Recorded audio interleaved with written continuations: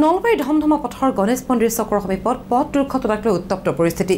Dumper খুন্দাত এগৰাকী ছাত্ৰীৰ মৃত্যুৰ পিছতে পথ অৱৰোধ ছাত্ৰ-ছাত্ৰী আৰু ৰাইজৰ।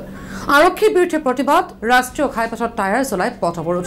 উল্লেখযোগ্য যে চাইকেল চলাই বিদ্যালয়লৈ গৈ থাকোঁতেই ডাম্পাৰ খুন্দাত নিহত হৈছিল পায়েল দেৱী নামৰ ছাত্ৰীগৰাকী।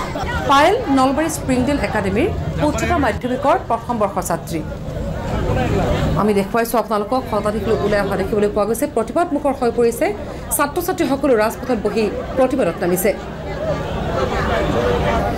স্প্ৰিংডেল একাডেমীৰ উচ্চতৰ মাধ্যমিকৰ প্ৰথম বৰ্ষৰ ছাত্ৰী পায়েলৰ মৃত্যুৰ পিছতেই এই প্ৰতিবাদী কাৰ্যসূচী ৰূপায়িত কৰিছে।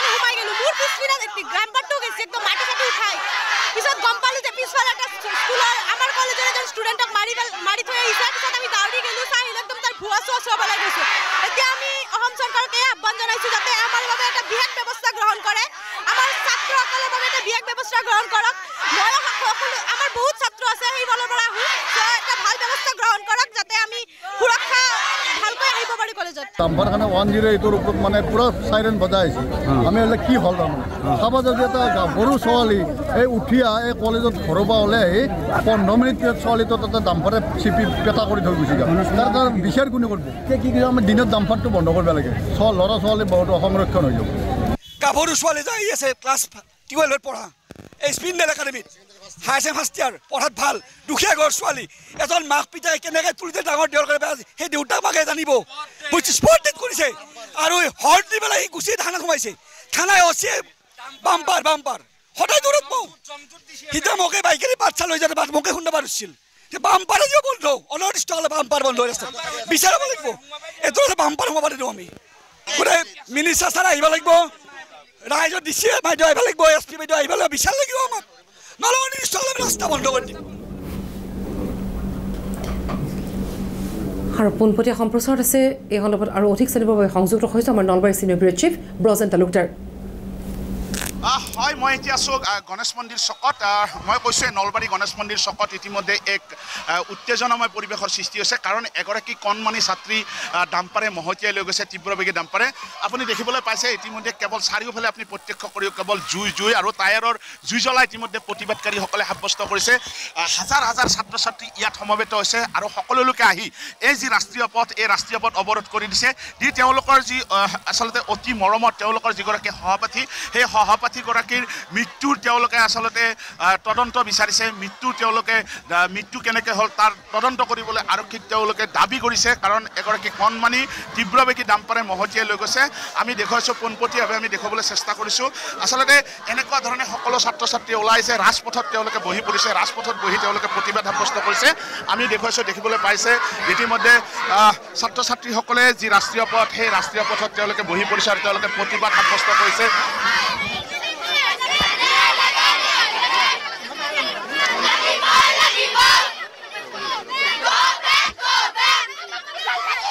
আমি দেখুৱাই আছোঁ পোনপটীয়াভাৱে এক আচলতে কৰুণ পৰিৱেশ, তাৰ মাজতো প্ৰতিবাদ সাব্যস্ত কৰিব লগা আছে, ন্যায়িক তদন্ত দাবী কৰিব লগা আছে। এগৰাকী কণমানি ছাত্ৰী ডাম্পাৰে মহতিয়াই লৈ গৈছে। আমি সকলোৱে জানো যে এই স্থানত ডাম্পাৰসকলে অবাধ আচলতে তেওঁলোকে চলাচল কৰে, কোনো ধৰণৰ তেওঁলোকৰ নম্বৰ প্লেট নাথাকে, আৰক্ষীৰ লগত সম্পূৰ্ণ গোপন বুজাবুজি আছে, এইটো সকলোৱে জানে। কি ক'ব হ'ব? মই তাকে কৈছোঁ যে অতিকৈ মৰ্মাহত হৈছোঁ আৰু অতিকৈ দুখৰ বিষয় যে স্কুললৈ ওলাই অহা ছাত্ৰী এগৰাকীক ডাম্পাৰে ৰাতিপুৱাই মুহাঁতি পেলালে। আৰু আমি অসম চৰকাৰ তথা নলবাৰী জিলা প্ৰশাসনক বাৰম্বাৰ দাবী জনাই আহিছিলোঁ যে নলবাৰীত যি ডাম্পাৰৰ অবাধ দৌৰাত্ম্য হৈছে, এই নলবাৰীৰ ডাম্পাৰৰ অবাধ দৌৰাত্ম্য বন্ধ কৰিব, ডাম্পাৰৰ এটা সময়সীমা বান্ধি দিয়া উচিত, যাতে নলবাৰীত আৰু নলবাৰীৰ মানুহে যাতে প্ৰাণ হেৰুৱাব লগা নহয়। আপোনালোকে জানে যে আজিৰ পৰা 6 মাহ আগত নবিবাহিতা এগৰাকী নাৰ্ছে প্ৰাণ হেৰুৱাব লগা আছিল নলবাৰী চহৰৰ মাজত দিন দুপৰতে। একদম মোৰ পোনপটীয়া প্ৰশ্ন, গোটেই দিনটো নলবাৰী চহৰখনত বিভিন্ন ট্ৰাকেৰে মানে ব্যৱসায়ীসকলে মাল উঠা নমা কৰি থাকে। এই স্থানত এটা সংঘাত থাকে আৰু এটা মাত্ৰ আৰক্ষীৰ কনিষ্টবল থাকে আৰু এনেকৈ চলিছে তেওঁলোকৰ যান বাহন নিয়ন্ত্ৰণ কি ক'ব কি বিচাৰে আপোনালোকে কোনো নিয়ন্ত্ৰণ নাই আচলতে নলবাৰী জিলা প্ৰশাসন তথা নলবাৰী আৰক্ষী প্ৰশাসনৰ কোনো নিয়ন্ত্ৰণ নাই ডাম্পাৰৰ ওপৰত দিন দুপৰতে যেনিয়ে তেনিয়ে ডাম্পাৰ চলিছে নম্বৰবিহীন ডাম্পাৰ চলিছে কাৰোবাক খুন্দিয়াই গ'লেও ধৰিব নোৱাৰে মালিক কোন কাৰ আণ্ডাৰত চলি আছে এইসমূহ গাড়ী আচলতে নলবাৰী জিলা প্ৰশাসন নলবাৰী আৰক্ষী প্ৰশাসন তথা নলবাৰী বন বিভাগ এই আচলতে তিনিওটা বিভাগে আচলতে এই ডাম্পাৰসমূহক বা নলবাৰী চহৰৰ ভিতৰত সোমোৱা যিসমূহ ট্ৰাক আছে 18 চকাৰ পৰা গোপন বুজাবুজি থকাৰ কথাটোতো আগতে প্ৰকাশ হৈছে নলবাৰী মানে বুজি পাবলৈ বাকী নাই আৰু নলবাৰী মানে ইতিমধ্যে বুজিছে যে আৰক্ষী প্ৰশাসন বন বিভাগৰ লগত বিভিন্ন অসাধু ব্যৱসায়ৰ গোপন বুজাবুজি আছে যাৰ বাবে এই ধৰণে ছাত্ৰ ছাত্ৰী তথা বিভিন্ন কৰ্তব্যৰত বিষয়া বা মানুহে নলবাৰী ৰাজপথত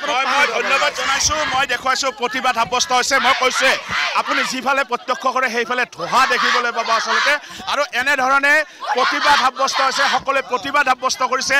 অবাধ যি আচলতে অবাধ চলাচল ডাম্পাৰসমূহৰ নিয়ন্ত্ৰণ কৰিব লাগিব দিনৰ ভাগত ডাম্পাৰৰ চলাচল বন্ধ কৰিব লাগিব আমি আনফাললৈ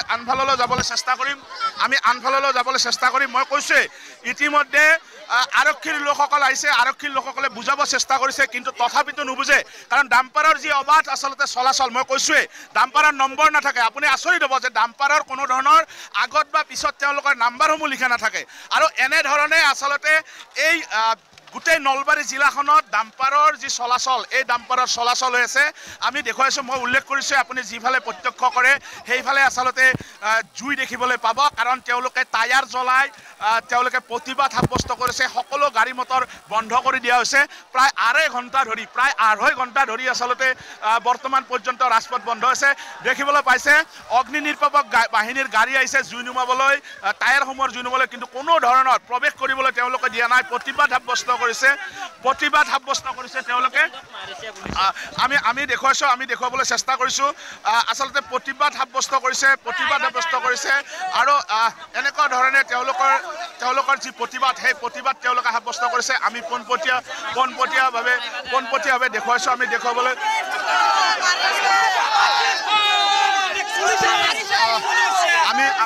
আমি দেখুৱাবলৈ চেষ্টা কৰিছোঁ আচলতে প্ৰতিবাদ সাব্যস্ত হৈছে কোনো ধৰণৰ অগ্নি নিৰ্বাপক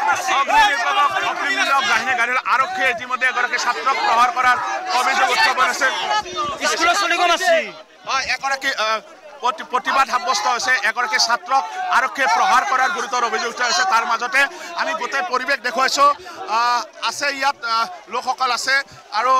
মই কৈছোঁ প্ৰতিবাদ সাব্যস্ত হৈছে আৰু সকলোৱে প্ৰতিবাদ আৰম্ভ কৰিছে আৰক্ষীয়ে ছাত্ৰক প্ৰহাৰ কৰাৰ অভিযোগ উত্থাপন হৈছে বিভিন্ন ধৰণৰ অভিযোগ এই সময়ত উত্থাপন হৈছে মই উল্লেখ কৰিছোঁ যে নলবাৰী চহৰত আপুনি যদি দিনে নিশাই কেনেদৰে নলবাৰী চহৰত দিনে নিশাই কেনেদৰে আচলতে ব্যৱসায়ীসমূহে তেওঁলোকৰ মালসমূহ সামগ্ৰীসমূহ উঠা নমা কৰিবলৈ সক্ষম হয় আৰক্ষীৰ লগত গোপন বুজাবুজি থকাৰ বাবে হয়তো ব্যৱসায়ীসকলে দিনৰ ভাগতো এনেধৰণে সামগ্ৰীসমূহ উঠা নমা কৰিব পাৰে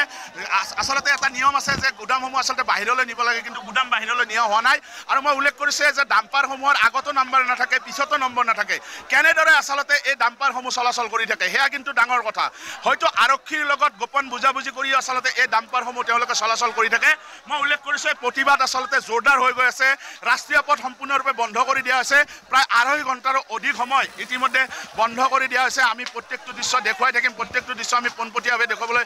চেষ্টা কৰিম কিন্তু এটা কথাই লাগিব যে আন্দোলনে এক আচলতে উগ্ৰ ৰূপ ধাৰণ কৰিছে আৰু কোনো পধ্যে আৰক্ষীয়ে যেতিয়ালৈকে লিখিত প্ৰতিশ্ৰুতি নিদিয়ে যে ডাম্পাৰসমূহত দিনৰ ভাগত চলাচল বন্ধ কৰা হ'ব যেতিয়ালৈকে লিখিত প্ৰতিশ্ৰুতি নিদিব তেতিয়ালৈকে আচলতে এই আন্দোলন তেওঁলোকে উঠাই ল'বলৈ তেওঁলোকে অনীহা প্ৰকাশ কৰিছে